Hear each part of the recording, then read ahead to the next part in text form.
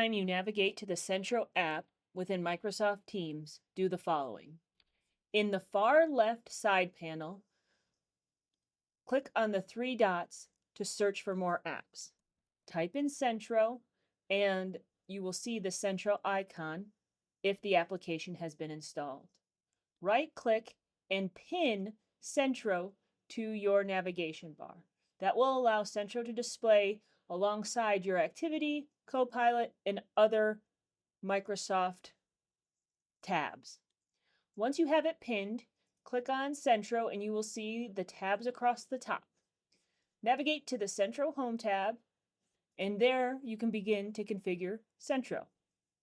Often, the first step is to connect Microsoft Teams to your Salesforce org using the Automation User. Click on the Automation User button and select the three dots. It is likely that yours will say Not Connected. Select whether you want to connect to a production or a sandbox and follow the authorization steps. That is how you navigate to Centro for the first time in Microsoft Teams and set up the Automation User. Please reach out with any questions.